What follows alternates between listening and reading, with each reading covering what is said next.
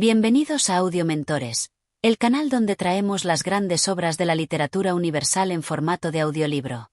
Antes de comenzar, te invitamos a suscribirte al canal, darle like al vídeo y activar la campana de notificaciones para que no te pierdas ningún capítulo. Hoy presentamos Los cuentos de Canterbury, una de las obras más influyentes de la literatura medieval, escrita por Geoffrey Chaucer en el siglo XIV. Esta colección de relatos nos sumerge en un peregrinaje hacia la Catedral de Canterbury, donde un grupo de viajeros de distintas clases sociales decide contar historias para hacer el camino más ameno. A lo largo de los 15 capítulos de esta narración, exploraremos cuentos caballerescos, sátiras mordaces, relatos de astucia, historias de amor y enseñanzas morales, todo ello enmarcado en el rico contexto de la Inglaterra medieval. A través de estos relatos, Chaucer nos ofrece un retrato vívido de su sociedad, con personajes que representan desde la nobleza hasta los comerciantes, campesinos y clérigos. Así que prepárate para este fascinante viaje literario. Comenzamos. Capítulo 1. El prólogo general. Era el mes de abril, cuando la primavera despierta con sus lluvias suaves, regando la tierra reseca por la crudeza de marzo. La naturaleza florece, el viento del oeste susurra entre los campos verdes y el sol avanza en su ciclo, cruzando la mitad del signo de Aries. Es en este tiempo cuando los corazones anhelan viajar, cuando los fieles sienten el deseo de hacer peregrinaciones a tierras santas, en busca de la bendición de los mártires. Cuando abril, con sus dulces lluvias, ha penetrado hasta la raíz la sequía de marzo, y bañado cada vena con ese licor cuyo poder engendra las flores, cuando el céfiro con su dulce aliento ha dado vida a los jóvenes brotes en cada bosque y prado, y el sol en su joven curso ha corrido la mitad de Aries, y los pajarillos cantan con su corazón lleno de alegría. Entonces la gente siente el deseo de partir en peregrinación. En la posada Tabarín, situada en Southwark, al sur de Londres, se ha reunido un variado grupo de viajeros que comparten un mismo destino, la Catedral de Canterbury, donde descansan los restos de Santo Tomás Becket, el arzobispo martirizado. Cada uno de estos peregrinos viene de un rincón distinto de Inglaterra y trae consigo una historia, un propósito, una razón para recorrer el camino.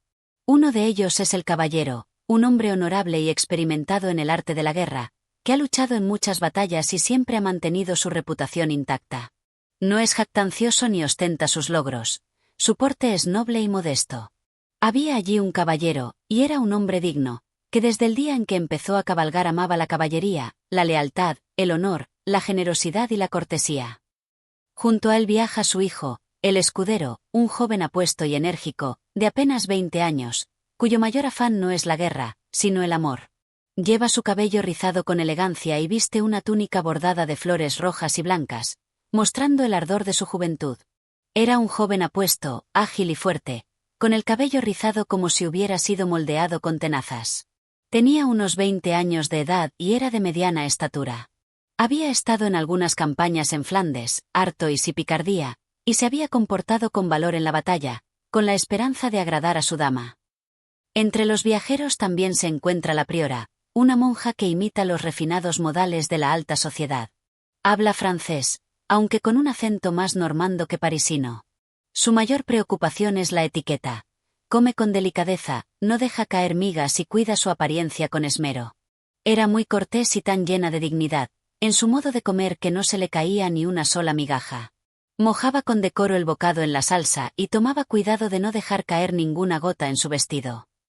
Por otro lado, el fraile es un personaje que, en lugar de dedicarse a la austeridad y la penitencia, prefiere la compañía de los ricos y poderosos, pues allí encuentra beneficio. Es un experto en el arte de la confesión, no porque busque salvar almas, sino porque sabe obtener buenas ofrendas a cambio de indulgencias. Sabía bien cómo obtener un buen beneficio. Era un hombre con licencia para oír confesiones, y daba absoluciones dulces como la miel. El mercader, vestido con ricas telas y un sombrero flamenco, habla con confianza de negocios y del comercio, pero esconde un secreto. Está sumido en deudas, aunque nadie lo sospecha. Con palabras altisonantes hablaba de sus ganancias, pero nadie sabía que estaba lleno de deudas. Entre los personajes más llamativos está el molinero, un hombre corpulento y rudo, con una gran boca y una nariz roja y bulbosa. Lleva consigo una gaita, y su risa estrepitosa hace temblar las paredes de la posada. Se jacta de poder derribar puertas con su cabeza y de conocer muchas historias de taberna. Era fuerte como un buey y pesado como un toro. Ninguna puerta podía resistirse a su embestida si decidía atravesarla de un golpe con su cabeza. En medio de esta variada compañía, el anfitrión de la posada, un hombre alegre y de gran ingenio, propone una idea para hacer más ameno el viaje. Cada peregrino deberá contar 2 historias en el camino de ida y 2 en el camino de vuelta. El que narre el mejor relato será premiado con una cena gratis en la posada a su regreso, pagada por todos los demás. Cada uno de vosotros dirá, camino de ida, 2 cuentos, y camino de vuelta, otros 2, sobre las cosas de antaño. Y aquel que cuente mejor historia, con sentido y deleite, tendrá una cena en esta taberna, pagada por todos nosotros. Los peregrinos aceptan con entusiasmo la propuesta, y con la primera luz del alba, se ponen en marcha hacia Canterbury. Es así como comienza este viaje, no solo a una catedral sagrada, sino también a través de la imaginación y la palabra, donde cada viajero revelará algo de sí mismo a través de su historia. Capítulo 2. El cuento del caballero. La mañana es clara y fresca cuando el grupo de peregrinos retoma su camino. Entre risas y conversación, el anfitrión de la posada se adelanta y recuerda a todos la apuesta hecha la noche anterior. Propone que el primero en contar su historia sea el caballero, dado que es el de mayor rango y dignidad entre ellos. Nadie se opone, pues todos respetan su porte noble y su experiencia en batallas. El caballero, con voz firme y serena, comienza su relato. Su historia es un romance caballeresco ambientado en la antigua Grecia, en los días en que Teseo, el gran duque de Atenas, gobernaba con esplendor. Había un caballero en la región de Atenas, que en toda su vida había amado la caballería, la verdad y el honor, la libertad y la cortesía. Su nombre era Teseo, y no había en toda Grecia un gobernante más justo y noble. Teseo regresa triunfante de una batalla cuando encuentra a un grupo de mujeres vestidas de luto, sollozando en las afueras de la ciudad.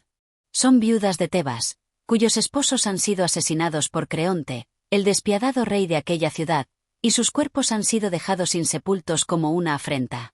Conmovido por su sufrimiento, Teseo jura vengarlas y marcha hacia Tebas con su ejército. Damas nobles, no temáis más. Haré que Creonte pague por sus crímenes, y vuestros esposos recibirán sepultura como corresponde. Tras una feroz batalla, Teseo derrota a Creonte y toma la ciudad. Entre los prisioneros capturados se encuentran 2 jóvenes caballeros, Palamón y Arcite, miembros de la nobleza tebana. Son llevados a Atenas y encarcelados en una torre, donde pasan sus días lamentando su suerte. Un día, mientras Palamón mira por la ventana de su celda, ve a Emilia, la hermosa hermana de la esposa de Teseo, paseando por el jardín. En ese instante, su corazón queda prendado de ella. Oh, dioses del Olimpo, ¿qué es esto que siento? ¿Acaso he sido herido por un dardo invisible? Jamás he visto criatura tan bella en la faz de la tierra. Arcite, que se encuentra junto a él, también la ve y, al instante, se enamora. Así comienza una rivalidad entre los 2 amigos, que desde ese momento ya no ven en su prisión el mayor de sus tormentos, sino en el hecho de amar a la misma dama sin poder alcanzarla. No es el cautiverio lo que me atormenta, sino que mi corazón está preso de una pasión imposible. Si el amor es un crimen, entonces merezco este castigo. Pasan los años y un día Arcite recibe una inesperada liberación gracias a la intervención de un amigo. Sin embargo, la condición es que nunca regrese a Atenas. Aunque libre, Arcite siente que su destierro es peor que la prisión, pues lo aleja de Emilia. Me han dado la libertad, pero me han arrancado el alma. ¿De qué me sirve vagar por el mundo si no puedo contemplar su rostro? Mientras tanto, Palamón logra escapar de la torre y se esconde en un bosque cercano. Allí, por casualidad, se encuentra con Arcite, que ha regresado disfrazado de sirviente para poder acercarse a Emilia. Al verse, los antiguos amigos se convierten en enemigos jurados. Desenvainan sus espadas y combaten con furia hasta que Teseo los sorprende y detiene la lucha. ¡Basta! Sois 2 locos cegados por la pasión. Pero si es Emilia lo que queréis, habrá de decidirse con honor y no con una pelea furtiva en el bosque. Teseo organiza un gran torneo donde el ganador obtendrá la mano de Emilia. Se forman 2 bandos, uno liderado por Palamón y el otro por Arcite. En el día señalado, la ciudad entera acude al espectáculo. Arcite, con la ayuda de Marte, dios de la guerra, vence en el combate y la victoria parece suya. Sin embargo, en un cruel giro del destino, cuando cabalga triunfante, su caballo tropieza y cae sobre él, dejándolo mortalmente herido. En su lecho de muerte, Arcite toma la mano de Emilia y la ofrece a Palamón, aceptando su destino con resignación. Cuida de ella como lo habría hecho yo, y ámala con todo tu ser. Con estas palabras, Arcite muere y Palamón, con el tiempo, se casa con Emilia, cerrando así este relato de honor, amor y tragedia. El caballero termina su historia y los peregrinos, conmovidos, lo aplauden. Ha sido un relato digno de su nobleza, lleno de gestas heroicas y pasiones humanas. El anfitrión sonríe y, sin perder tiempo, pregunta quién quiere ser el siguiente en contar su historia. Capítulo 3. El cuento del molinero. Después del noble y refinado relato del caballero, la compañía de peregrinos prosigue su camino, comentando la historia con admiración. El anfitrión, satisfecho con la primera narración, se dispone a elegir al siguiente narrador. Sin embargo, antes de que pueda hacerlo, el molinero, un hombre corpulento, de rostro rojizo y nariz ancha, se adelanta tambaleante, con la voz algo arrastrada por el vino, declara con tono desafiante. Por Dios y por San Dionisio. Yo contaré ahora un cuento que os hará reír. No será sobre nobles caballeros ni damas castas, sino sobre astucia y engaño. Pero os advierto que no será del gusto de todos. Los peregrinos ríen ante su audacia, y algunos intentan persuadirlo de que ceda su turno a otro, pero el molinero insiste, y el anfitrión, viendo que no podrá hacerlo cambiar de opinión, le da la palabra. Así, con una sonrisa socarrona, el molinero comienza su cuento. El engaño del estudiante. En la ciudad de Oxford vivía un carpintero llamado Juan, un hombre ya mayor que estaba casado con una joven hermosa y vivaz llamada Alison. La muchacha tenía el rostro fresco como una rosa y un cuerpo que despertaba deseos en todos los hombres que la veían. Entre ellos se encontraba Nicolás, un joven estudiante de la universidad, que vivía en la misma casa que el carpintero. Nicolás era astuto y diestro en el arte de la seducción, y no tardó en enamorarse de Alison. Dulce Alison, si no aceptas mi amor, mi corazón estallará como un tambor que ha sido golpeado con demasiada fuerza. Alison, aunque casada, no era indiferente a los encantos de Nicolás. Al principio se hizo la desentendida, pero finalmente cedió a sus palabras y aceptó su amor en secreto. Sin embargo, había un problema. El viejo Juan era un esposo celoso que rara vez la dejaba sola. Nicolás, con su astucia, ideó un plan para burlar al carpintero. Querida mía, déjame pensar en un truco para que podamos estar juntos sin que tu viejo esposo lo sospeche. Nicolás se encerró en su habitación durante todo un día sin hablar con nadie, fingiendo estar en trance. Cuando el carpintero, preocupado, fue a verlo, lo encontró con los ojos en blanco, murmurando como un loco. Poor San Thomas. ¿Qué os ocurre, muchacho? ¿Acaso habéis perdido el juicio? Con expresión de espanto, Nicolás se volvió hacia él y le dijo en voz baja. Oh, Juan. He tenido una visión terrible. Un diluvio aún más grande que el de Noé caerá sobre la tierra la próxima semana. Si no hacemos algo, todos moriremos ahogados. El pobre carpintero, crédulo y temeroso, cayó en la trampa. Nicolás le explicó que la única forma de salvarse era colgar 3 cubas grandes del techo del granero, donde él, Alison y el propio Juan podrían refugiarse cuando llegara la catástrofe. No debéis hablar de esto a nadie, ni siquiera a vuestra esposa, pues el menor murmullo podría atraer la ira divina. Cuando llegue la noche fatídica, nos subiremos a las cubas y esperaremos la salvación. Juan, aterrorizado, obedeció al estudiante sin cuestionarlo. Durante la noche acordada, treparon a las cubas y esperaron en silencio. En cuanto el viejo carpintero se quedó dormido, Alison y Nicolás bajaron con cuidado y se dirigieron a la alcoba para entregarse a su amor. Pero el engaño no terminó ahí. Otro personaje entró en la escena. Absalón, un joven clérigo que también estaba enamorado de Alison. La cortejaba con canciones y dulces palabras, pero ella lo encontraba ridículo y lo rechazaba. Sin embargo, aquella noche, Absalón decidió que conseguiría un beso de la mujer que tanto deseaba. Se acercó a la ventana de la alcoba y susurró con voz melosa. Dama de mi corazón, ¿me concederéis un beso antes de que muera de amor? Alison, divertida, y dao una travesura. En la oscuridad, en lugar de ofrecer sus labios, asomó sus posaderas por la ventana. Absalón, sin notar la diferencia, besó con devoción, solo para descubrir la broma en el último instante. ¡Por el demonio! ¿Qué es esto? Humillado y furioso, Absalón corrió a buscar un hierro candente y regresó con la intención de vengarse. Golpeó de nuevo la ventana y, esta vez, fue Nicolás quien asomó la cabeza para burlarse. Pero en cuanto lo hizo, el clérigo le estampó el hierro al rojo vivo en el trasero. Socorro, fuego, fuego. El alarido despertó a Juan, quien, en su desesperación, cortó la cuerda que sostenía su cuba y cayó estrepitosamente al suelo, rompiéndose el brazo. Al escuchar el alboroto, los vecinos acudieron a la casa y encontraron al carpintero gimiendo en el suelo, a Nicolás frotándose la quemadura y a Allison con una expresión de inocencia fingida. El viejo intentó explicar lo del diluvio, pero todos se rieron de él, burlándose de su credulidad. Desde aquel día, Juan quedó marcado como el loco del pueblo, mientras que Allison y Nicolás, habiendo logrado su objetivo, continuaron su vida como si nada hubiera pasado. Cuando el molinero termina su relato, los peregrinos estallan en carcajadas. Algunos critican la inmoralidad de la historia, pero otros la disfrutan como una sátira de las pretensiones y engaños humanos.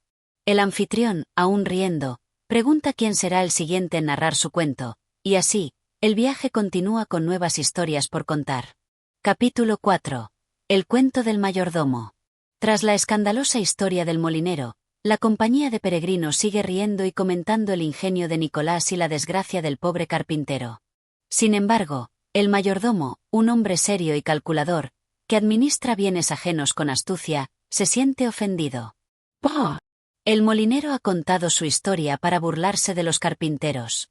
Pero yo os contaré un cuento que dará su merecido a los tramposos como él. Los peregrinos intrigados lo animan a seguir. Con voz grave y pausada, el mayordomo comienza su relato. La astucia del estudiante. Había en un pueblo un anciano molinero llamado Simpkin, hombre rudo y arrogante, conocido por engañar a todos los que llevaban su trigo a moler. No había cliente que saliera de su molino sin haber sido estafado de alguna manera. Se jactaba de su astucia, convencido de que nadie lo superaría en engaños. Que los hombres crean que me timan a mí, pero yo me quedaré con la mejor parte. Nadie me vencerá en astucia. Un día, dos jóvenes estudiantes de la Universidad de Cambridge, llamados Juan y Alejandro, decidieron llevar su trigo al molino de Simpkin. Sabían de su fama de tramposo y, para evitar ser engañados, vigilaron cada paso del proceso. Pero Simpkin, percatándose de sus sospechas, ideó un plan para burlarles. Ya.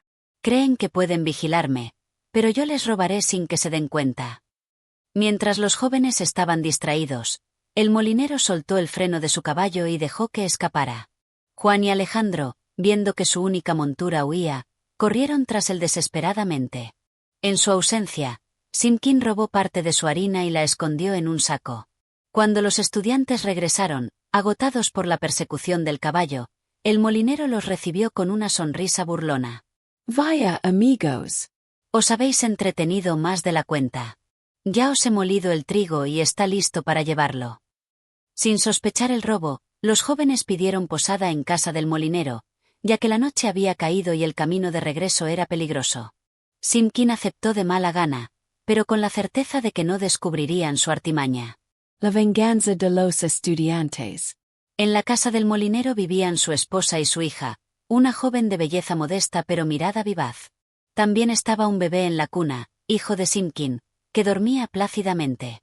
Esa noche, después de la cena, el molinero y su esposa se acostaron en un lado de la habitación, mientras los estudiantes dormían en el otro.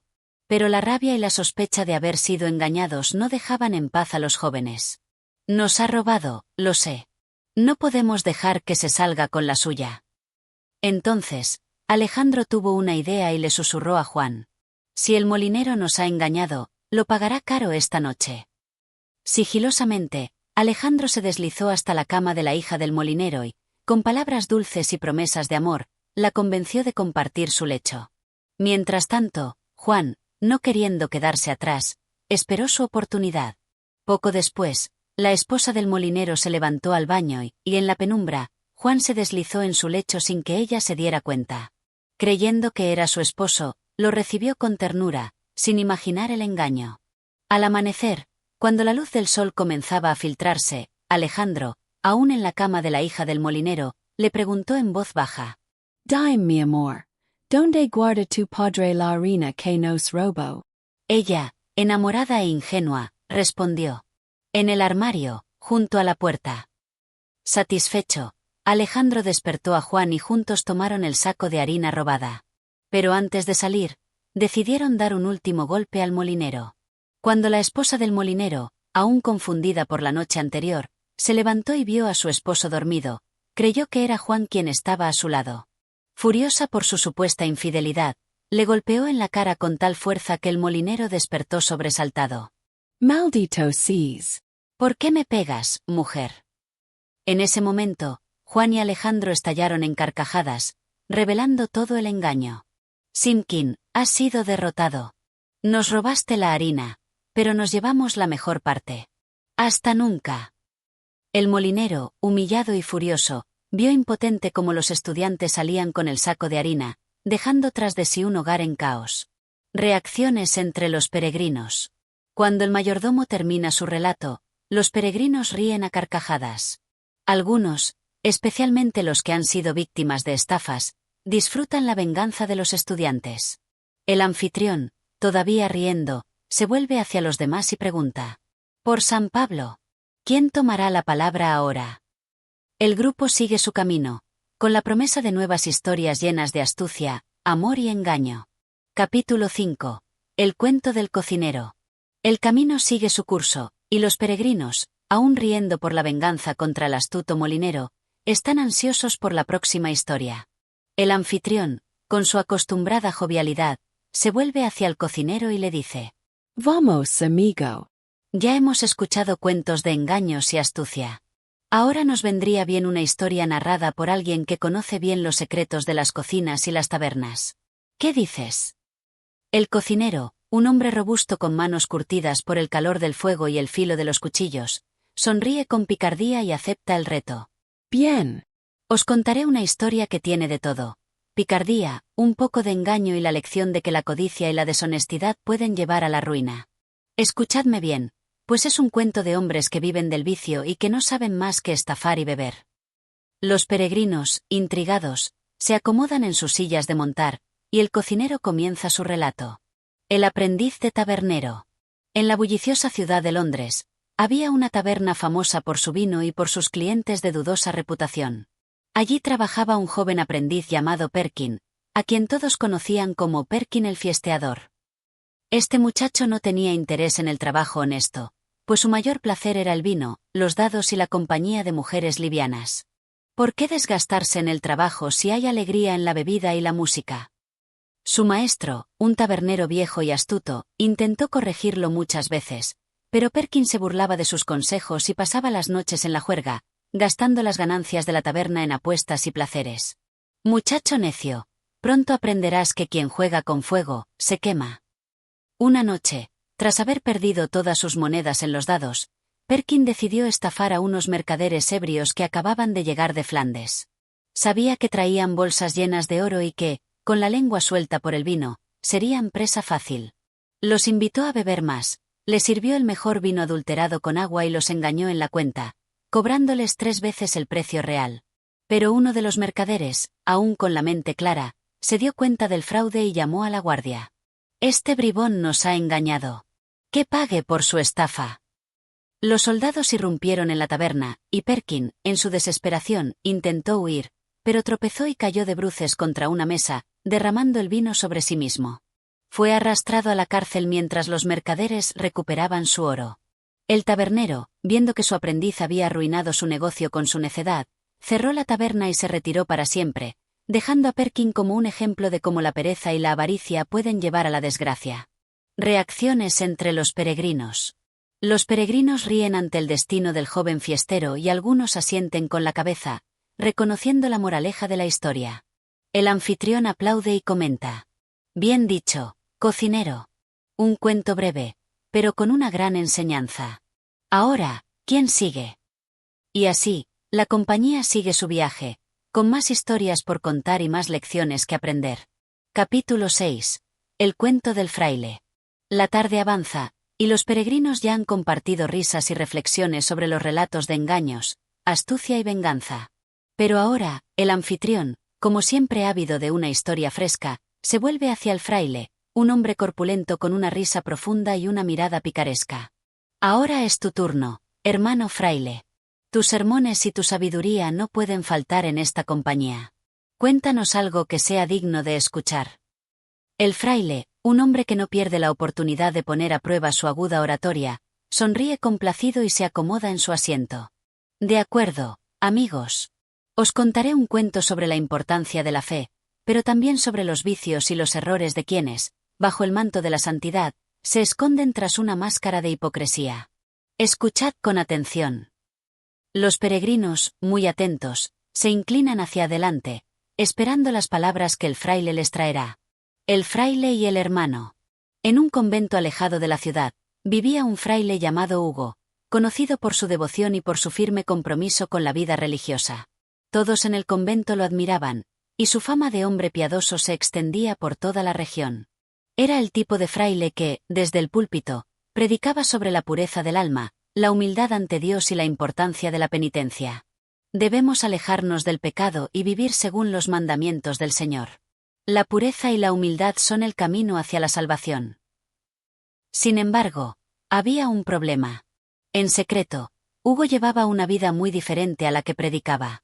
Cuando la iglesia no estaba llena, y el convento se encontraba en silencio, el fraile buscaba el consuelo de los placeres mundanos.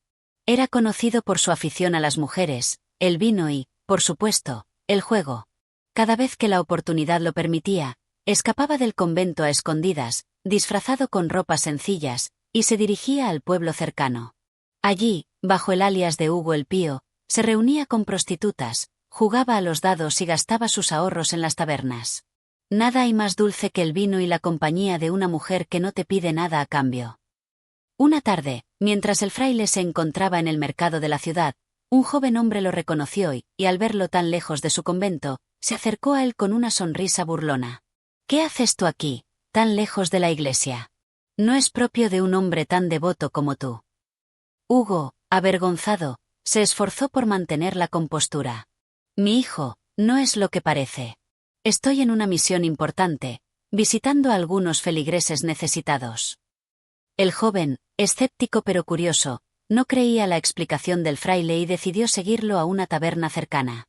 Al entrar, vio al fraile riendo y jugando con los demás, rodeado de mujeres y vino. «Ah, así que tu misión importante es perder el tiempo en los placeres de la carne, ¿eh?». El joven, disgustado por el comportamiento del fraile, decidió enfrentarlo. Se acercó a él y, con voz fuerte, le dijo: «Qué gran fraude eres, Hugo. Predicas la pureza y la humildad, pero en secreto te entregas a la vanidad y la corrupción. ¿Cómo puedes llevar una vida así mientras tus feligreses te veneran como un hombre santo?». Hugo, avergonzado y furioso, intentó negar todo, pero el joven no lo dejó hablar. «No puedes seguir engañando a todos. Dios no te ayudará si continúas con esta vida de falsedad». Ante la confrontación, el fraile se dio cuenta de que su doble vida había sido descubierta, pero su orgullo le impedía admitir la verdad. Decidió regresar rápidamente al convento y seguir predicando, sin cambiar en lo más mínimo. Sin embargo, el joven no dejó de hablar de lo que había visto, y pronto el pueblo entero se enteró de los vicios del fraile. La historia de Hugo, el fraile, quien predicaba la santidad pero vivía en la hipocresía, se convirtió en una advertencia para todos los que pensaban que podían engañar a Dios y a los demás. Reacciones entre los peregrinos. Al terminar su cuento, el fraile se reclina y observa las reacciones de los peregrinos. Algunos se sienten incómodos, mientras otros asienten, sabiendo que la historia es un reflejo de la corrupción que a veces se encuentra en la iglesia misma. El anfitrión, con una sonrisa algo melancólica, comenta: «Es una historia dura, hermano fraile, pero la verdad, aunque amarga, nunca debe ser callada. ¿Quién será el próximo?». Los peregrinos, meditando sobre el mensaje del fraile, continúan su viaje, cada uno en sus pensamientos, sabiendo que las máscaras siempre pueden caer. Capítulo 7. El cuento del carpintero.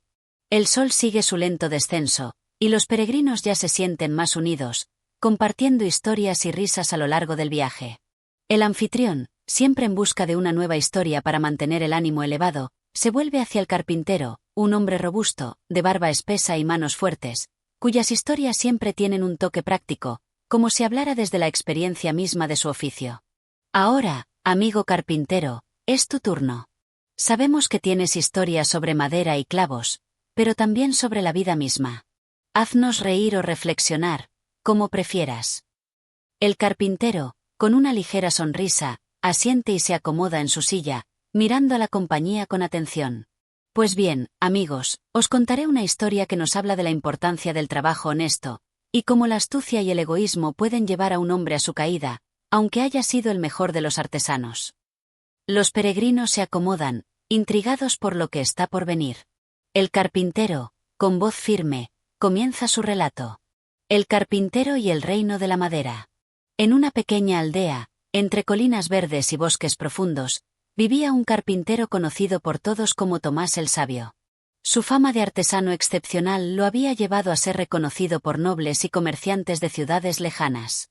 Desde mesas robustas hasta delicadas sillas, desde casas completas hasta intrincados muebles, Tomás era el maestro del arte de la madera. Mi madera nunca se quiebra, decía con orgullo, y mi trabajo es siempre el mejor que se puede encontrar.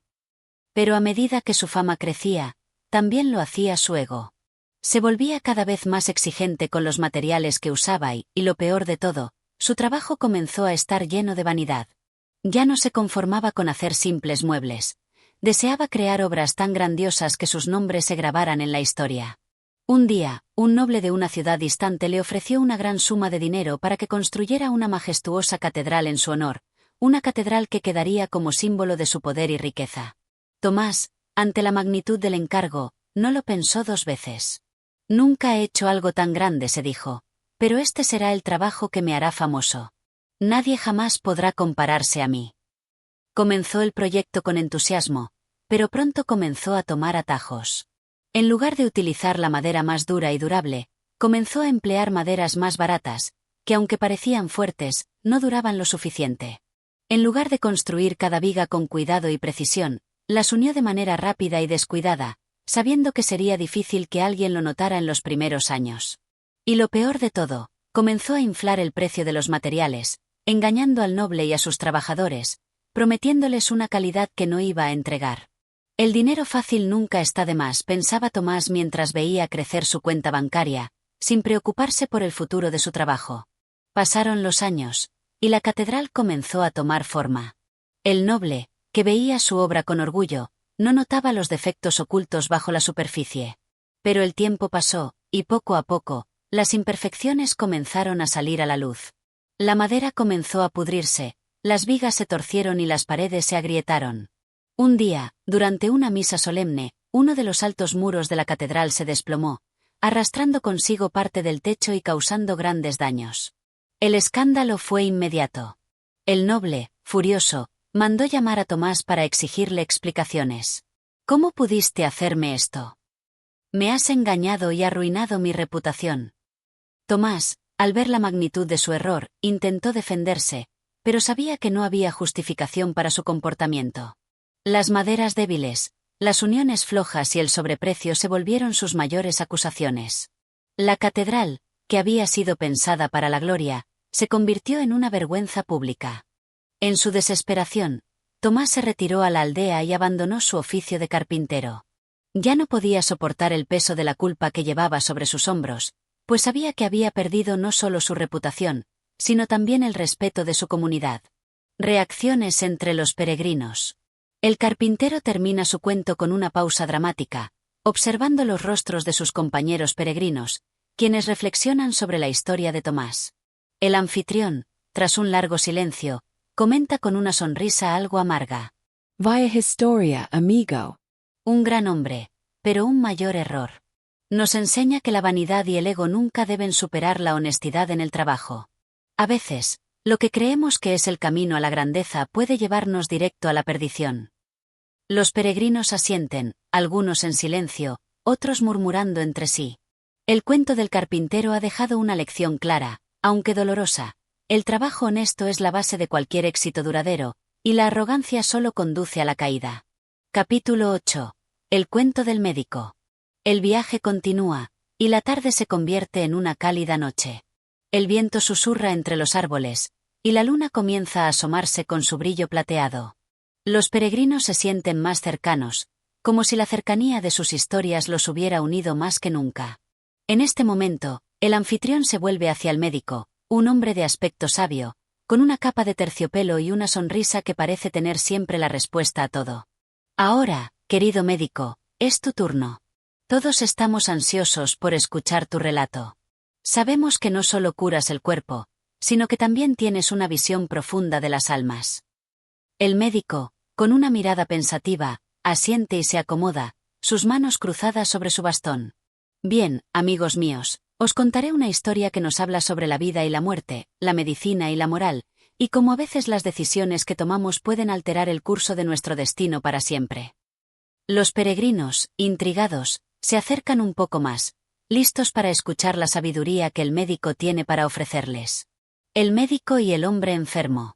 Hace muchos años, en una ciudad de gran renombre, existía un médico llamado Bertrand. Su fama se había extendido mucho más allá de los límites de su ciudad, y sus habilidades eran reverenciadas por todos. Con un solo vistazo, podía diagnosticar enfermedades que otros médicos no habrían reconocido jamás. No había quien no acudiera a él en busca de cura, desde el humilde campesino hasta el rey mismo. Pero Bertrand, a pesar de su gran habilidad, tenía un defecto: su orgullo. Creía que su conocimiento era infalible y que nadie podía igualarlo en el arte de la medicina. Cada vez que alguien le pedía consejo, su respuesta siempre iba acompañada de una sonrisa condescendiente, como si su sabiduría estuviera por encima de la de todos los demás. Un día, un hombre adinerado, conocido por sus numerosos viajes y por estar siempre rodeado de lujos, llegó a la ciudad. Este hombre había estado sufriendo de una enfermedad misteriosa durante semanas, sin que ninguno de los médicos de los lugares que había visitado pudiera ofrecerle una cura. Decidió entonces dirigirse a Bertrand, el médico más famoso, con la esperanza de encontrar finalmente la solución. Cuando el hombre adinerado llegó al consultorio del médico, lo encontró rodeado de libros antiguos, frascos con extraños elixires y frascos con hierbas secas. Bertrand lo recibió con una sonrisa que no mostraba ningún indicio de preocupación, como si ya supiera la respuesta antes de que el hombre hablara. «Cuéntame, amigo mío, ¿qué aflige a tu cuerpo?». El hombre explicó sus síntomas: un dolor constante en el pecho, dificultad para respirar y una fiebre intermitente. Tras escuchar al hombre, Bertrand le indicó que se tumbara en una de las camillas, para proceder con un diagnóstico. Con su aguda mirada, Bertrand comenzó a examinar al enfermo, tocando su pecho, palpando su abdomen y observando sus ojos con una luz especial. Después de unos minutos de silencio, el médico se levantó y sonrió con una mezcla de confianza y suficiencia. «No tienes nada grave. Es una dolencia común, y con unos pocos días de reposo y algunos brebajes, estarás completamente bien». El hombre, aliviado por el diagnóstico, se preparaba para seguir las recomendaciones del médico. Pero antes de irse, Bertrand decidió darle un último consejo. «Te daré algo más que remedios físicos. A veces, la mente puede ser nuestra mayor enemiga. La ansiedad y el miedo a la muerte pueden hacer que incluso una simple dolencia se convierta en algo mucho más grave. Mi consejo es que dejes de lado tus preocupaciones y confíes en tus fuerzas internas para sanar. La mente y el cuerpo deben estar en equilibrio». El hombre agradeció las palabras y el tratamiento del médico, y se fue de la consulta con una sensación de alivio. Pasaron los días, y el hombre comenzó a sentirse mejor. Su fiebre desapareció, el dolor en su pecho se redujo y su respiración mejoró. Con el tiempo, se sintió completamente recuperado. Pero, al regresar al médico para agradecerle, Bertrand notó algo curioso. El hombre parecía más fuerte, más saludable y, sin embargo, su rostro había cambiado. La confianza en sí mismo se había transformado en arrogancia, como si su curación se hubiera debido únicamente a su propio poder interior, y no al tratamiento del médico. Al principio, Bertrand se sintió satisfecho por la mejoría de su paciente, pero con el tiempo, la actitud del hombre comenzó a irritarle. El hombre comenzó a aparecer con frecuencia en la consulta, pero en lugar de mostrar gratitud, demandaba consejos sobre cómo mantener su salud, exigiendo que Bertrand le ofreciera respuestas a todas sus preguntas sobre la vida, la muerte y el destino. «¿Qué sabes tú de la vida eterna, Bertrand? ¿Cómo podemos curar la mortalidad?», preguntaba el hombre, cada vez más condescendiente y seguro de su superioridad. Finalmente, Bertrand, cansado de la actitud del hombre, decidió darle una lección. En su siguiente encuentro, le dijo al hombre: la vida no puede ser controlada por un solo hombre, por más que lo intente. La verdadera sabiduría no se encuentra solo en los tratamientos y remedios, sino en la aceptación de nuestra propia mortalidad. La medicina puede curar el cuerpo, pero no puede salvar el alma. El hombre, desprovisto de la humildad con la que había llegado, no entendió las palabras del médico. Se fue del consultorio sin despedirse, más convencido que nunca de que su propio poder lo había curado. Años después, el hombre enfermo cayó gravemente, y a pesar de sus múltiples visitas a médicos, nunca recuperó la salud. La arrogancia con la que se había enfrentado a la muerte lo había dejado vulnerable a su propia vanidad. Finalmente, murió sin poder aceptar la fragilidad de la vida. Bertrand, por otro lado, continuó su trabajo, ayudando a aquellos que reconocían la importancia del equilibrio entre cuerpo y mente, entre el saber y la humildad. Reacciones entre los peregrinos. El médico termina su relato con una mirada reflexiva. Los peregrinos, sumidos en el silencio, parecen haber comprendido la lección que se les ha dado. La arrogancia y la falta de humildad frente a las enfermedades y las limitaciones humanas son lo que lleva al hombre a su perdición, mientras que el reconocimiento de la fragilidad y la aceptación de nuestra mortalidad es la verdadera medicina para el alma. El anfitrión, después de un largo silencio, comenta: una lección profunda, querido médico. El cuerpo puede curarse, pero la mente y el alma son los que deben encontrar la verdadera paz. Los peregrinos asienten, algunos con la mirada perdida en la distancia, otros reflexionando sobre las palabras del médico. El cuento les deja claro que la salud no solo depende del cuerpo, sino de la armonía que podemos encontrar dentro de nosotros mismos. Capítulo 9. El cuento del fraile. La noche ha avanzado, y las estrellas titilan en el cielo claro. El fuego de la hoguera crepita suavemente, y los peregrinos, al igual que las llamas, parecen ir absorbiendo cada palabra de la narración. El anfitrión, con una mirada intrigada, se dirige al siguiente en la ronda, el fraile. Amigo mío, dice el anfitrión con una sonrisa, es tu turno. Ya hemos escuchado historias de médicos, caballeros y comerciantes, pero sabemos que tu sabiduría es diferente. Tienes la capacidad de ver la vida desde un punto de vista espiritual, lleno de caridad y compasión. El fraile, un hombre de rostro amable y porte sereno, asiente con humildad. Se acomoda en su lugar, y alza la mirada, como si se preparara para contar una historia profunda y significativa. La caridad y la moral son el centro de nuestra fe, comienza el fraile, y aunque a veces las buenas obras parecen pasar desapercibidas, ellas son las que realmente pueden transformar la vida de las personas. Les contaré una historia de un hombre que, en su búsqueda de la verdadera bondad, hizo más daño del que imaginaba. Los peregrinos se acercan un poco más, interesados en las palabras del fraile, listos para escuchar el cuento que tienen ante ellos. El fraile y el hombre codicioso. Había una vez, en una ciudad pequeña y olvidada por los reyes, un hombre conocido por su gran riqueza. Su nombre era Elías, y aunque poseía tierras vastas, oro y joyas, su corazón era pobre. En lugar de agradecer por sus bendiciones, Elías se pasaba sus días contando su fortuna, buscando siempre cómo incrementar su poder y dominio sobre los demás. En su ciudad, Elías había creado una red de pobreza. Aquellos que no podían pagarle las altas tasas de alquiler de sus tierras se veían obligados a trabajar para él en condiciones de miseria. Los que buscaban refugio en su posada encontraban una cama dura y un pan seco. Nadie se atrevía a quejarse, pues Elías era temido por su poder y su influencia. Sin embargo, el corazón de Elías no era completamente de piedra. Había algo dentro de él, una chispa que nunca se apagaba. De vez en cuando, sentía el impulso de ayudar a los más necesitados. En esos momentos, buscaba a los huérfanos, a los ancianos o a los enfermos, y les daba algo de lo que les sobraba.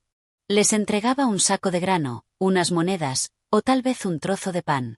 Pero siempre lo hacía de forma ostentosa, para que todos pudieran ver su generosidad. Él creía que hacer el bien era suficiente si era reconocido por los demás. Un día, al pasar cerca de una iglesia, Elías vio una procesión de personas que llevaban un ataúd. Era el entierro de un hombre pobre que había fallecido debido a las malas condiciones de vida que Elías había permitido en su tierra. Su nombre era Juan, y era un hombre humilde que había trabajado toda su vida bajo el yugo del rico terrateniente sin quejarse jamás. Nadie en la ciudad lo recordaba por su riqueza, ni por sus tierras, pero todos lo conocían por su bondad y su compasión.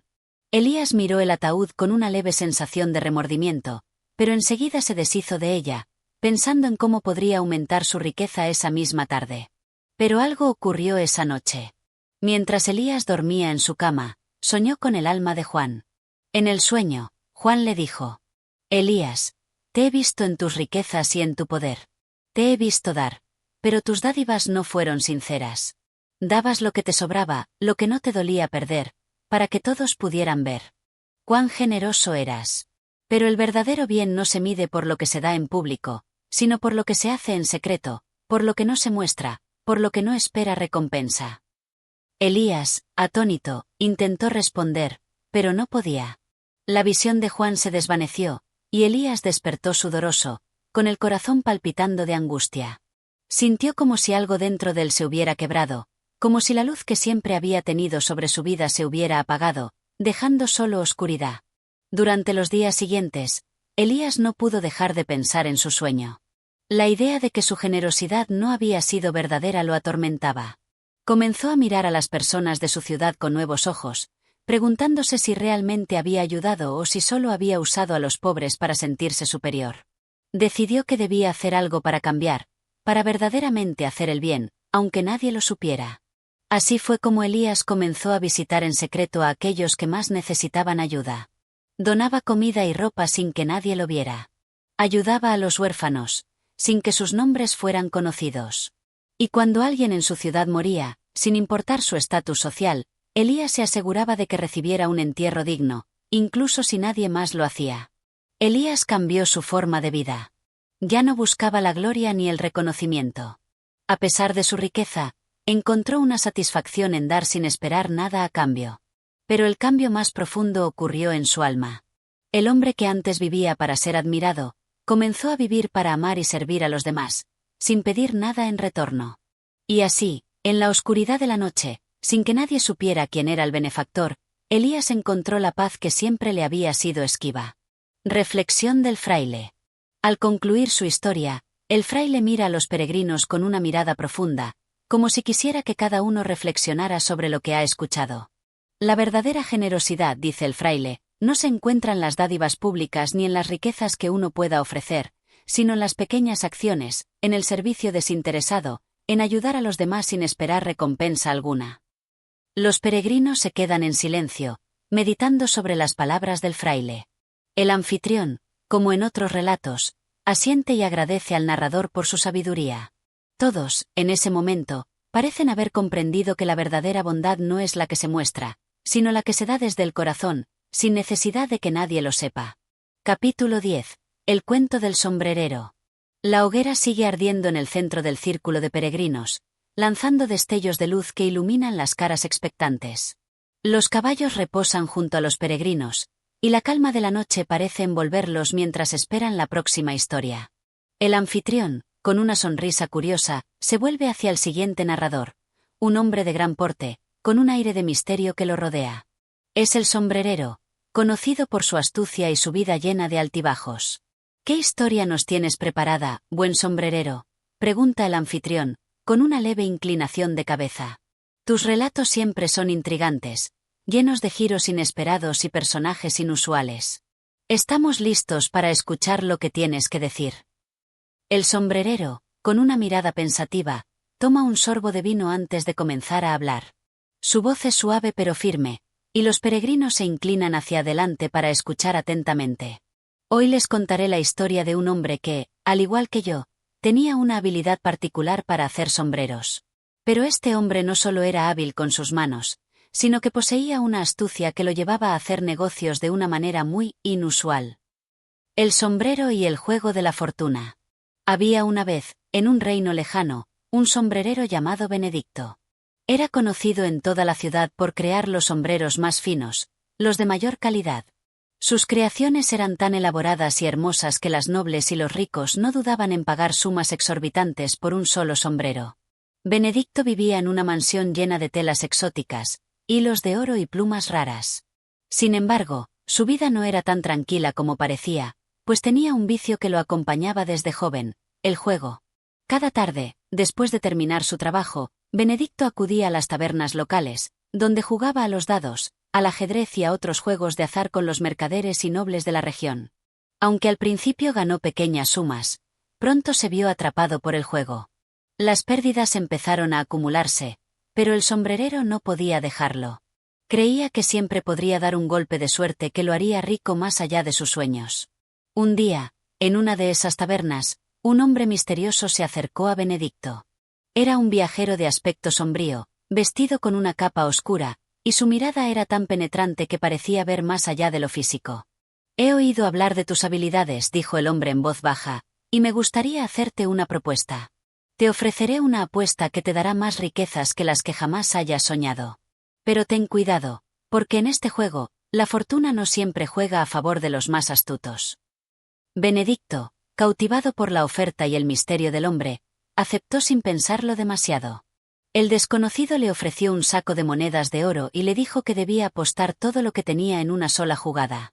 El juego consistía en tirar una moneda y acertar cuál lado caería. Si ganaba, recibiría una fortuna aún mayor. Pero si perdía, perdería todo lo que tenía, incluida su mansión y su negocio. ¿Qué es lo peor que podría suceder?, pensó Benedicto. El juego comenzó, y el sombrerero lanzó la moneda al aire. Mientras lo hacía, el extraño observaba en silencio, casi como si supiera de antemano el resultado. La moneda giró en el aire y, al caer, mostró el lado que Benedicto había elegido. El hombre misterioso sonrió, pero no dijo nada. Benedicto celebró su victoria, pero el desconocido, lejos de irse, se quedó junto a él. Durante los días siguientes, el sombrerero siguió apostando, cada vez con más confianza. Ganó una y otra vez, acumulando más riqueza de la que jamás había imaginado. Embargo, cada vez que ganaba, el extraño se acercaba con una nueva oferta, siempre más arriesgada, más tentadora. Benedicto no podía resistirse, y pronto su vida se llenó de más apuestas y más riquezas. Una noche, cuando el sombrerero ya tenía más oro del que podía contar, el extraño lo visitó una vez más. Esta vez, la apuesta era mucho mayor. Benedicto debía arriesgar todo su dinero, su mansión y su taller, a cambio de la posibilidad de obtener una fortuna aún mayor. Pero en el momento en que lanzó la moneda, algo dentro de él comenzó a cambiar. En su mente, comenzó a dudar de sí mismo. Había ganado tanto, ¿pero a qué costo? ¿Estaba dispuesto a arriesgar todo lo que había trabajado?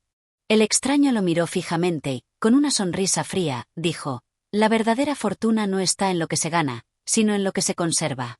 El juego puede ser una trampa, y al final, el que siempre gana es el que sabe cuándo parar». En ese momento, la moneda cayó al suelo, y Benedicto perdió todo lo que tenía. Su mansión, su taller, sus riquezas, todo desapareció en un instante. El extraño, sin decir una palabra más, se desvaneció en la oscuridad de la noche. Benedicto se quedó solo, en medio de la nada, con la lección de que la codicia y el juego nunca conducen a la verdadera fortuna. Reflexión del sombrerero.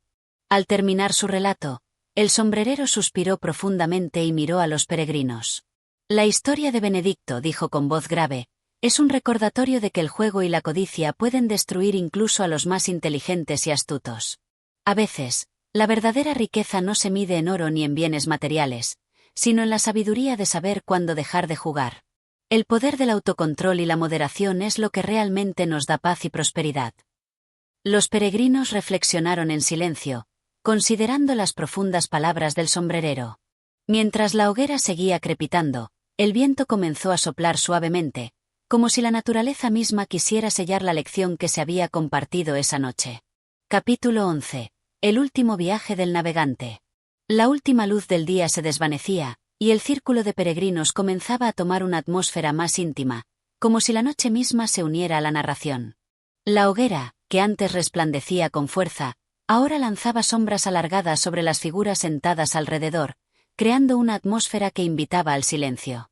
Un viento suave acariciaba las copas de los árboles cercanos, y en el aire flotaba la fragancia de la tierra húmeda. Los caballos permanecían inmóviles, descansando, mientras los peregrinos aguardaban la historia que les traería la siguiente voz. El anfitrión, quien había permanecido en silencio hasta ahora, se levantó y señaló a un hombre de aspecto sereno, de barba gris y ojos que reflejaban la experiencia de un mar de historias por vivir. Era el navegante, un hombre que había surcado los mares más tormentosos y había enfrentado desafíos que parecían más propios de leyendas que de la realidad. Con un ligero movimiento de su mano, invitó al navegante a contar su relato. «Estamos listos para escuchar lo que tienes que decir», dijo el anfitrión, su tono grave, pero cálido. «Tu voz es la de quien ha viajado más allá de lo visible, quien ha desafiado lo incierto y lo desconocido». El navegante asintió lentamente, y después de un breve silencio, comenzó a hablar, su voz profunda como el eco de las olas del mar. «Mi historia», dijo, «es la de un último viaje. Un viaje hacia lo desconocido, donde las aguas no son más que un reflejo de las incertidumbres que todos enfrentamos en nuestras vidas». El último viaje. Hace muchos años, yo era un joven navegante lleno de sueños. Mi vida, como la de muchos de los que surcan los mares, estaba marcada por la fascinación de lo lejano, de lo que nunca se había visto y que prometía maravillas. Recorrí océanos, descubrí nuevas tierras, y mi nombre se hizo conocido entre los otros marineros. Pero a medida que pasaban los años, los viajes ya no eran solo una búsqueda de nuevas tierras, se convirtieron en una búsqueda de algo más profundo. Algo que no podía poner en palabras. En uno de mis últimos viajes, me encontré con un capitán mayor que yo, alguien a quien los veteranos del mar consideraban una leyenda. Su barco era viejo, pero aún surcaba las aguas con una gracia que muchos jóvenes no podían entender. Un día, mientras estábamos anclados en una isla solitaria, le pregunté al capitán que lo mantenía en la travesía, a pesar de los años y las dificultades. «Hijo», me dijo, mirando al horizonte con una expresión que parecía ver más allá de las olas, «navegar no es solo ir de un lugar a otro. Navegar es enfrentarse a lo que no se ve, a lo que no se sabe. Es enfrentar la oscuridad dentro de uno mismo». Me quedé en silencio, sin saber cómo responder. Pero sus palabras no se desvanecieron, y pronto comencé a darme cuenta de que tenía razón. Cada viaje que emprendía no era solo para explorar el mundo, sino para explorar lo que no entendía de mí mismo. Las tempestades, los vientos imprevistos, las olas gigantes, todo lo que enfrentábamos en el mar, también reflejaba los desafíos internos que cada ser humano lleva consigo. Pero lo que más me sorprendió fue la llegada de un último viaje. No lo había planeado, ni siquiera lo había anticipado. Era un viaje al norte, hacia un mar desconocido, hacia un lugar que ni siquiera los mapas podían señalar.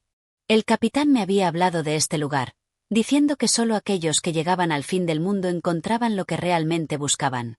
La travesía fue larga, llena de incertidumbre.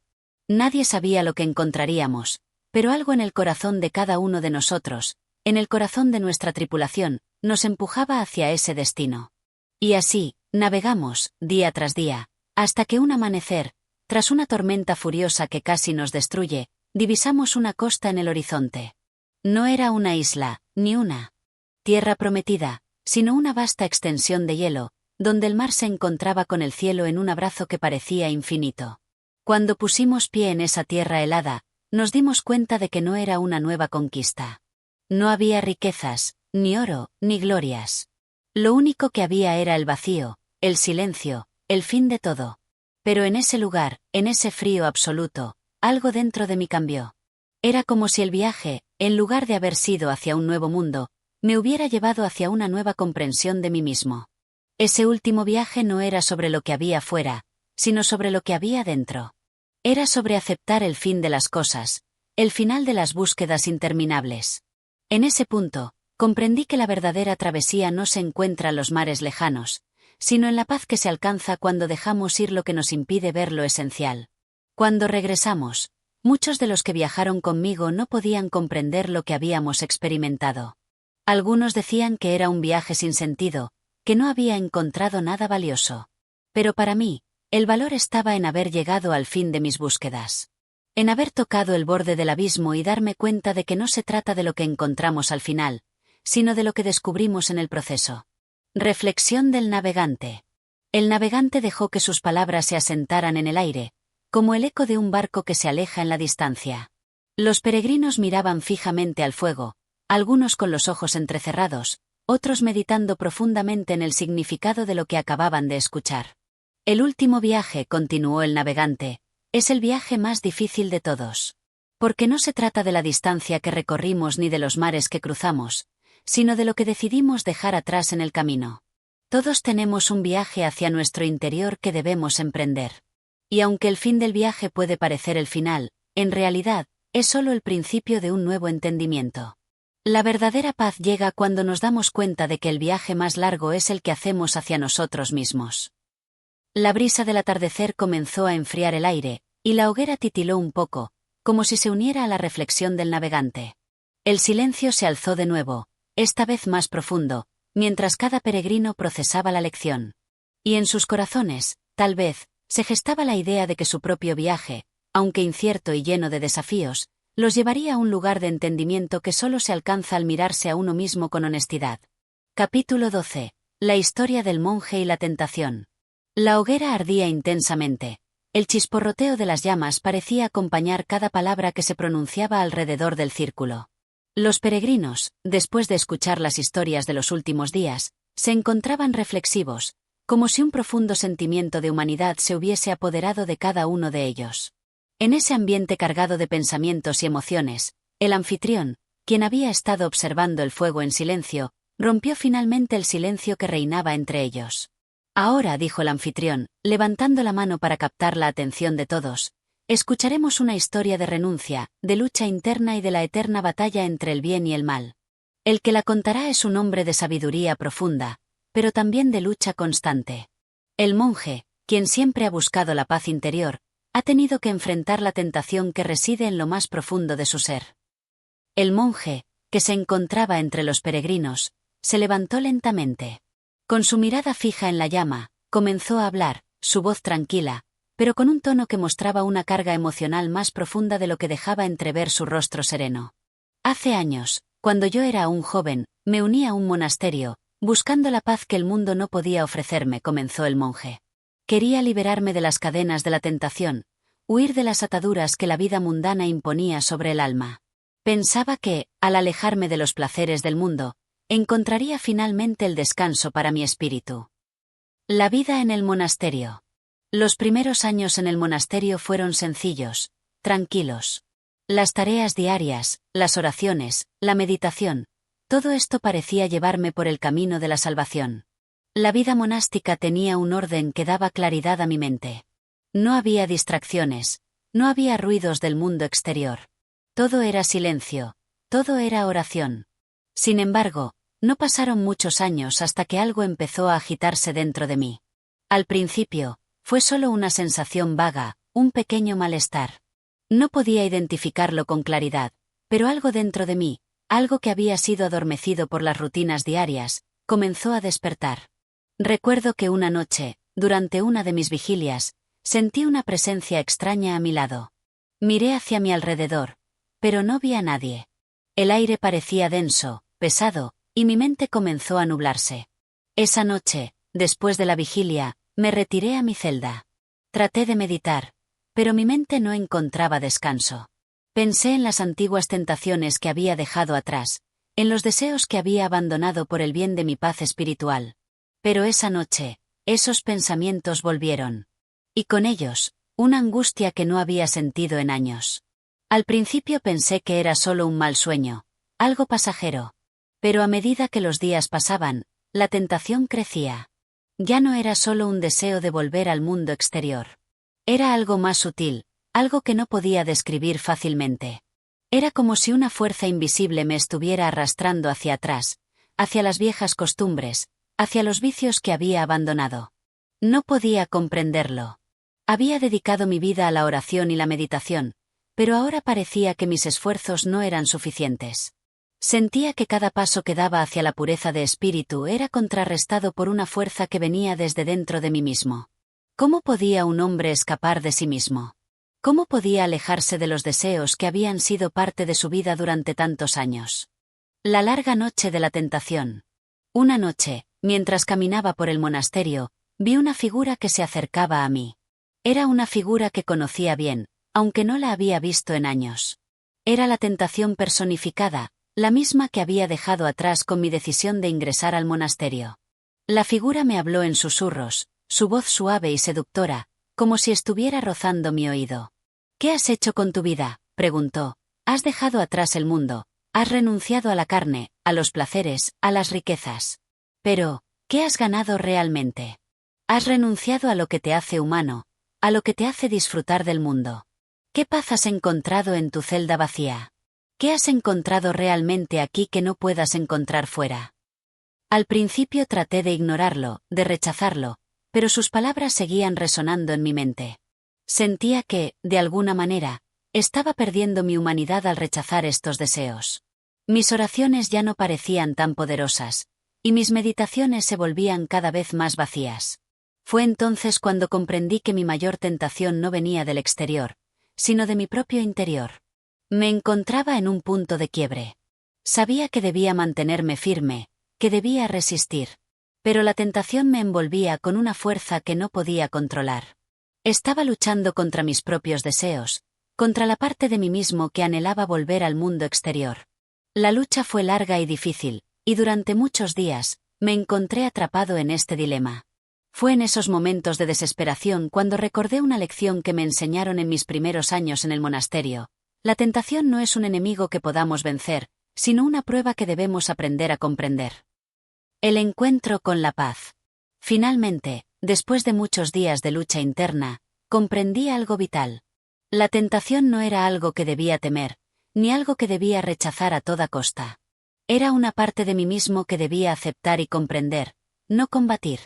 Al hacerlo, me di cuenta de que mi renuncia no debía ser una huida, sino una aceptación consciente de mis deseos, sin dejar que ellos me controlaran. Esa noche, en la quietud de mi celda, me postré de rodillas y recé, no pidiendo liberación de la tentación, sino pidiendo sabiduría para enfrentarlo. Y en ese momento, sentí la paz que había estado buscando durante tanto tiempo. Comprendí que la verdadera paz no viene de la ausencia de deseos, sino de la aceptación y comprensión de los mismos. Al comprender la tentación, ya no tenía poder sobre mí. Cuando al fin me levanté, el monasterio ya no me parecía el mismo. No era un lugar para escapar del mundo, sino un lugar para comprender mi lugar en él. Había llegado a entender que, en la vida, la verdadera lucha no es contra las tentaciones, sino contra nuestra incapacidad para aceptarlas. Capítulo 13. La historia del carpintero y su lección de humildad. El viento soplaba suavemente entre los árboles, creando una melodiosa sinfonía natural mientras los peregrinos se acomodaban junto al fuego para escuchar una nueva historia. El fuego chisporroteaba, lanzando chispas que volaban hacia el aire nocturno, como si también estuvieran ansiosas por escuchar lo que el siguiente narrador tenía que decir. Era un hombre de edad avanzada, con la cara surcada por los años y la sabiduría de las experiencias vividas, pero con una mirada que denotaba algo más que la simple vida pasada. Era el carpintero, que había acompañado al grupo durante todo el viaje, y cuya presencia siempre traía consigo una calma profunda. Al ver que todos estaban listos, el carpintero comenzó a hablar, su voz baja y grave, pero clara, como si cada palabra tuviera el peso de un año de reflexión. La historia que les contaré no es sobre grandes hazañas ni heroísmos gloriosos. No, esta es una historia de humildad, de cómo a veces lo que más necesitamos no es la grandeza, sino reconocer la verdadera naturaleza de la humildad. El carpintero hizo una pausa, mirando el fuego como si cada chispa lo llevara atrás en el tiempo, a un lugar muy lejano, un lugar lleno de recuerdos. Hace muchos años, cuando aún era joven, me encontraba buscando mi lugar en el mundo. Crecí en una pequeña aldea, rodeado de sencillez, donde las expectativas eran bajas, pero los corazones eran grandes. Desde pequeño, mi padre, también carpintero, me enseñó el oficio. Recuerdo los primeros días cuando me hizo tomar las herramientas. Mis manos pequeñas no podían sostenerlas de él, y los golpes del martillo eran más ruidosos que certeros. A pesar de todo, mi padre no me reprendía, sino que, con paciencia infinita, me guiaba. La rutina de la vida del carpintero. Mi padre me enseñó que la madera no debe ser tratada a la ligera. La madera tiene vida propia. Sus fibras y sus vetas cuentan historias que no cualquiera puede ver. Un buen carpintero, me decía, no solo ve un trozo de madera. Ve lo que podría ser. Ve la forma que la madera puede tomar, el propósito que tiene. Pasaron los años y yo me convertí en un hombre capaz de realizar muebles y estructuras, pero mi cabeza aún estaba llena de ambiciones. Siempre quise más. Anhelaba que el mundo viera lo que había hecho, que reconocieran mi destreza. Mi deseo era ser reconocido, y no me importaba si debía forjar mi propio camino, sin importar lo que otros pensaran. Con el tiempo, comencé a alejarme de la humildad de mi padre. Ya no me conformaba con ser simplemente un buen carpintero. Quería ser el mejor, el más famoso. No tardó mucho en que mis trabajos comenzaran a destacar entre los demás. Mis muebles se volvían más complejos, mis diseños más innovadores. Las personas de otras aldeas venían a verme, a admirar mis obras. Mi ego crecía, y con él, mi ambición. Pero una tarde, todo cambió. Un hombre llegó a la aldea. Era un viajero, un hombre sabio que vestía con ropas simples, pero con una mirada profunda que parecía ver más allá de las apariencias. Se acercó a mí mientras trabajaba en una mesa de roble, y me observó en silencio durante un largo rato. Tu trabajo es admirable, me dijo finalmente, pero te has alejado de lo que es verdaderamente importante. No te has dado cuenta, pero has puesto el brillo de tu obra por encima del alma de la madera. Has dejado que tu deseo de ser reconocido opaque la belleza verdadera que existe en lo simple. Su comentario me dejó perplejo. ¿Cómo podía un hombre, aparentemente tan simple, saber lo que yo sentía en lo más profundo de mi ser? ¿Cómo podía entender mi lucha interna? El viaje de reflexión. Esa noche, no pude dormir. Las palabras del hombre sabio seguían retumbando en mi mente. Pensé en la madera, en la vida que había visto mi padre al trabajar con ella. Recordé sus manos, su paciencia, su amor por el oficio, por la sencillez. Me di cuenta de que yo había olvidado eso. Me había olvidado a mí mismo en la búsqueda de la fama. El siguiente día, tomé las herramientas y decidí trabajar en una simple silla. No era nada elaborado ni complejo, como los muebles que había creado en los últimos años. Era solo una silla simple, hecha con maderas que había recogido del bosque cercano. Mientras trabajaba, mi mente volvía una y otra vez a los consejos de mi padre, a la enseñanza de que lo simple tiene su propio valor. No necesitaba adornos, no necesitaba reconocimiento, solo necesitaba darle a la madera el respeto que merecía, sin esperar nada a cambio. Esa silla se convirtió en el trabajo más importante que jamás había hecho. No era hermosa por su diseño ni por su ornamentación, sino por la pureza con la que la había creado. Cuando la terminé, me senté en ella, no como el carpintero que quería ser reconocido, sino como el hijo de mi padre, un hombre que había aprendido a ver la belleza en lo sencillo. La lección de humildad. El hombre sabio volvió a la aldea al cabo de unas semanas. Me encontraba en el taller, trabajando nuevamente, cuando entró. Me miró y sonrió. Ahora veo que has comprendido, me dijo. El verdadero arte no está en lo que el mundo puede ver, sino en lo que el alma puede sentir. La humildad no es una renuncia a la grandeza, sino un reconocimiento de que hay algo más grande que uno mismo. Has regresado al verdadero camino del carpintero. Con estas palabras, el hombre sabio se despidió, y nunca más volví a verlo. Sin embargo, sus enseñanzas quedaron grabadas en mí para siempre. Desde ese momento, mi vida cambió. Ya no buscaba reconocimiento, ni la admiración de los demás. Mi trabajo, aunque todavía preciso y cuidado, ya no estaba destinado a la fama. Estaba destinado a la satisfacción interior, a la paz que se encuentra en el acto de crear con humildad. El carpintero miró a los peregrinos reunidos, su rostro sereno, su mirada fija en el fuego. Con una leve sonrisa, concluyó su relato. La humildad no significa ser inferior o carecer de valor. La humildad significa reconocer nuestra verdadera naturaleza, nuestra relación con el mundo y con los demás. Cuando dejamos de buscar la gloria externa y aceptamos nuestra grandeza interna, encontramos el verdadero propósito de lo que hacemos. El silencio se instaló nuevamente entre los peregrinos, mientras las palabras del carpintero se asentaban en sus corazones, recordándoles que, a menudo, lo más importante no es lo que mostramos al mundo, sino lo que somos capaces de ver y valorar en lo más simple y humilde que nos rodea. Capítulo 14. La historia del fraile y su reflexión sobre la misericordia. El ambiente a lo largo del viaje se había tornado más relajado, los peregrinos estaban más unidos, y las historias que compartían se tejían entre risas y pensamientos profundos.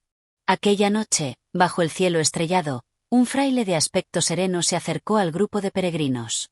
A pesar de su modesta vestimenta, había algo en su presencia que transmitía calma y serenidad. El fraile no era un hombre de palabras rápidas, sino de una sabiduría lenta, cultivada con los años. Cuando los demás se acomodaron para escuchar, El fraile comenzó a hablar con voz suave y pausada, como si sus palabras estuvieran impregnadas con el peso de una vida reflexiva. Hoy les contaré una historia que toca el corazón mismo de la misericordia, una de las virtudes que muchos intentan practicar, pero pocos realmente comprenden. La misericordia no es un simple acto de bondad, sino una forma de vida que transforma todo lo que tocamos. Escuchen bien. El fraile hizo una breve pausa, asegurándose de que todos estuvieran listos para escuchar con atención. Luego, comenzó su relato. Hace muchos años, cuando yo era un joven fraile recién ordenado, me encontré en una ciudad donde la pobreza era una sombra constante. Las calles estaban llenas de aquellos que padecían hambre, que vivían en la desesperanza, y la iglesia a la que había sido asignado parecía no tener suficientes recursos para darles a todos lo que necesitaban. En ese tiempo, el deber del fraile no era solo rezar o enseñar, sino también ayudar en todo lo que pudieran las personas en necesidad. El encuentro con el pobre. El fraile continuó con su historia. Sus ojos se oscurecieron ligeramente al recordar los días de su juventud. Un día, mientras caminaba por la ciudad, me encontré con un hombre en el umbral de la iglesia. Su ropa era raída, su rostro demacrado por la pobreza, y su cuerpo temblaba de frío. Se acercó a mí, y con una voz quebrada me pidió algo para comer. En ese momento, sentí una leve incomodidad. Tenía en mis manos unas monedas, suficientes para comprar un poco de pan, pero al mirarlo, algo me detuvo. Pensé, ¿por qué debería darle a este hombre algo de lo que tanto escasea la iglesia? Pensé en los otros pobres, en aquellos que venían todos los días y que no recibían nada más que una oración. El fraile suspiró profundamente, como si aquel momento lo hubiera marcado para siempre. Sin embargo, algo en sus ojos me hizo cuestionar mis pensamientos. No era un mendigo común. Había en su mirada una paz que contradicción a su situación. Vi en él algo más, algo que no esperaba encontrar en un hombre de tan baja condición. Su mirada no estaba llena de desesperación ni de exigencia, sino de una profunda gratitud, como si, aunque tuviera hambre, aún veía el mundo con esperanza. La reflexión sobre la misericordia. El fraile hizo una pausa, y los peregrinos escucharon en silencio, absorbidos por la intensidad de la historia. El fuego crepitaba, sus llamas reflejando la emoción del relato. Ese fue el momento en que me di cuenta de que la misericordia no se trata solo de dar lo que tenemos. La verdadera misericordia está en entender lo que realmente necesita el otro, no solo de dar por cumplir, sino de dar con el corazón. Recordé las palabras de Cristo: bienaventurados los misericordiosos, porque ellos alcanzarán misericordia. Comprendí que la misericordia no es solo un acto, sino una actitud constante hacia la vida. No es solo una acción que se realiza de vez en cuando, sino una forma de mirar al mundo, una forma de relacionarnos con los demás. Los peregrinos no se atrevieron a interrumpir. Todos estaban atentos, entendiendo que las palabras del fraile tocaban algo mucho más profundo. Así que, tomé lo poco que tenía, las monedas que había recibido como parte de mis deberes, y se las di al hombre. No solo por la necesidad de su estómago, sino también para aliviar la carga invisible que llevaba sobre sus hombros. Cuando le ofrecí el pan, él no solo agradeció, sino que me miró con una gratitud tan pura que mi corazón fue tocado. Fue como si me hubiera dado a mí más de lo que yo le había dado a él. La transformación del fraile. El fraile continuó su relato, su voz reflejando una sabiduría adquirida a lo largo de los años. Esa experiencia me cambió para siempre. Desde ese momento, comprendí que la misericordia no era un simple acto de caridad. No se trata de sentir lástima, sino de comprender al otro profundamente, de sentir el dolor y la esperanza del otro como si fueran propios. Comencé a ver a los pobres no como aquellos a los que debía dar algo para aliviarlos, sino como seres humanos dignos de amor y respeto, con su propio valor. El fraile miró a los peregrinos con una expresión grave y profunda. Con el tiempo, entendí que la misericordia es una fuerza que transforma. No solo la vida de aquellos que reciben la ayuda, sino también la vida de aquellos que la ofrecen. Al dar con un corazón misericordioso, uno encuentra una paz interior que va más allá de cualquier acto de generosidad. La misericordia no está en lo que damos, sino en cómo lo damos, con qué intención, con qué corazón. El fraile hizo una última pausa antes de concluir. Hoy, quiero compartir con ustedes esta lección: que seamos siempre generosos no solo con lo que tenemos, sino con la comprensión, el respeto y el amor que otorgamos a los demás. La misericordia verdadera no se mide por la cantidad que damos, sino por la calidad con la que lo damos. Solo entonces seremos realmente misericordiosos. El fraile se quedó en silencio por un momento, dejando que sus palabras calaran profundamente en los corazones de los peregrinos. No hacía falta decir nada más. Todos entendían que la misericordia era un llamado a vivir con el corazón abierto, a ser capaces de ver a los demás no solo como seres necesitados, sino como iguales, como hermanos. Al igual que el hombre al que había ayudado, el fraile había aprendido que, en la verdadera misericordia, no hay espacio para el juicio ni para la indiferencia, sino solo para el amor que se da de forma pura y desinteresada. El fuego seguía brillando, mientras las estrellas en el cielo parecían resonar con la lección que acababan de recibir. Capítulo 15. La historia del hostal y la recompensa final. Al amanecer, el sol comenzaba a asomarse por el horizonte, bañando de luz dorada los campos verdes que rodeaban a los peregrinos. La jornada final estaba por comenzar, y aunque el cansancio se notaba en cada uno de ellos, la sensación de cercanía al final de su travesía les llenaba de energía. Sin embargo, antes de partir, el último de los relatos se escuchó. Un hombre de mediana edad, de ojos sabios y voz tranquila, se levantó entre los peregrinos y pidió la palabra. Con la calma que solo el paso de los años puede otorgar, el hombre comenzó a hablar, su voz grave llenaba el aire, mientras todos los demás se disponían a escuchar el relato de aquel que había vivido mucho en su vida.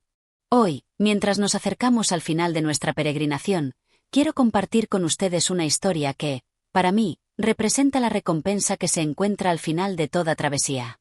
No es una recompensa material, ni una recompensa visible, sino una recompensa que se encuentra en el alma, una que solo aquellos que caminan por el camino correcto pueden experimentar. Esta es la historia de un hombre, un viajero como nosotros, que encontró un hostal en su camino y, con ello, una lección sobre la verdadera bondad humana. Los peregrinos, con la mente atenta y los corazones dispuestos, se prepararon para escuchar la última historia de su largo viaje. El viaje y la hospitalidad. Era un hombre joven, fuerte y lleno de energía, que caminaba de un lugar a otro, buscando siempre algo más. No era un hombre rico ni pobre, sino uno común, que vivía de lo que el destino le ofrecía. Un día, mientras atravesaba un paisaje desolado, llegó a una pequeña posada en medio del camino. No era un lugar lujoso, pero algo en su sencilla fachada lo atraía.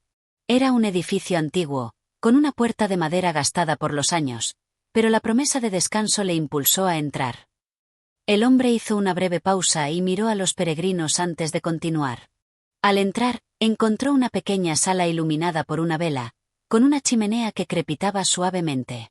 La posadera, una mujer de rostro sereno y mirada amable, lo saludó con una sonrisa cálida, invitándole a sentarse. Bienvenido, viajero. Tienes suerte de haber llegado en este momento.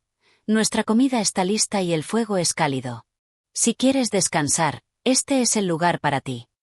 El hombre, exhausto de su largo viaje, aceptó la oferta sin dudar. La comida y la lección.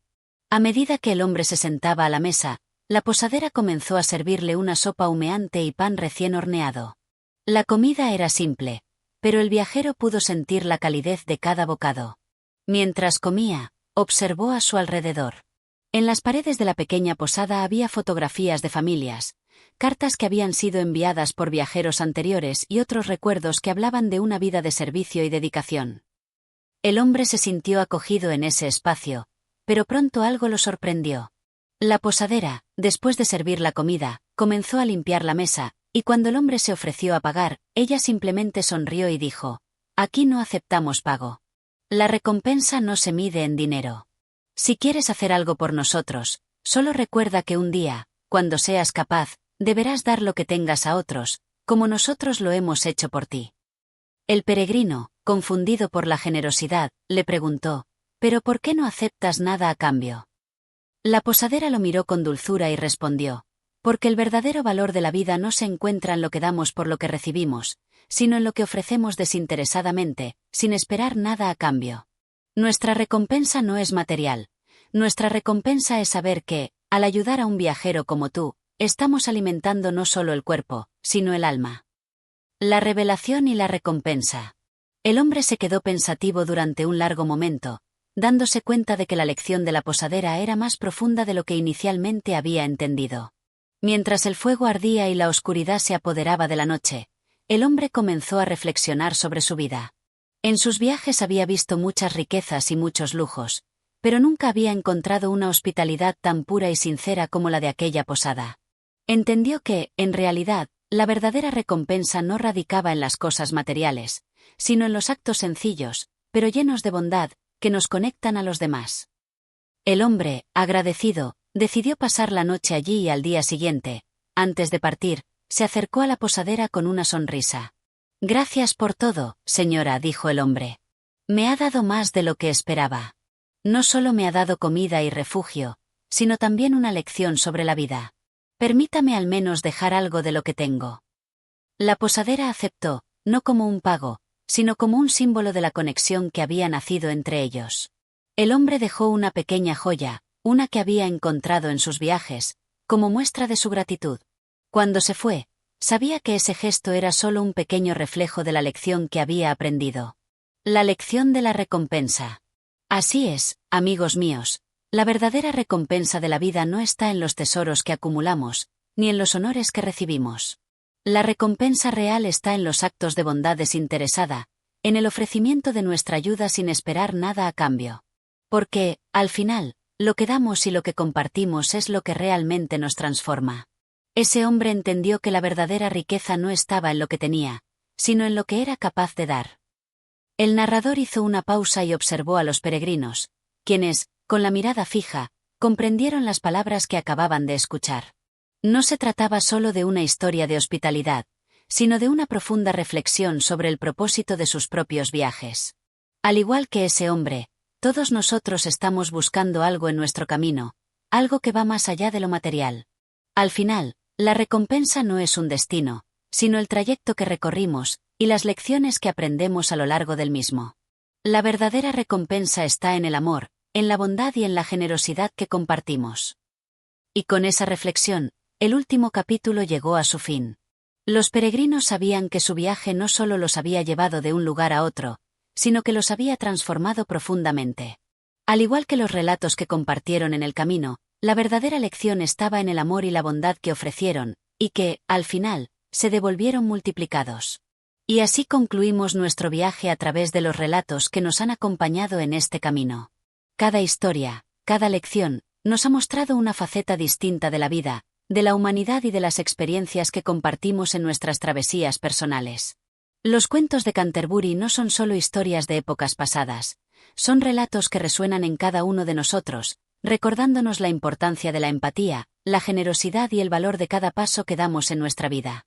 Si has disfrutado de este recorrido, no olvides darle like a este vídeo y suscribirte al canal de Audio Mentores. Tu apoyo nos permite seguir trayéndote más contenido de calidad, historias que no solo enriquecen nuestra mente, sino también nuestro corazón. Y, por supuesto, no olvides activar la campanita de notificaciones, para que no te pierdas de ninguna de nuestras próximas publicaciones. Cada historia es un paso más en nuestro camino juntos, y tu apoyo hace posible que sigamos creciendo. Si quieres ayudar a que más personas encuentren estos relatos, puedes compartir este vídeo con tus amigos y familiares. Tu contribución hace la diferencia. Recuerda que el viaje del conocimiento nunca termina. Siempre habrá algo más que aprender, algo más que descubrir, y juntos, como comunidad, podemos seguir compartiendo este camino de sabiduría y reflexión. Gracias por habernos acompañado en este viaje. Nos vemos en el próximo capítulo. Hasta pronto, mentores de la vida.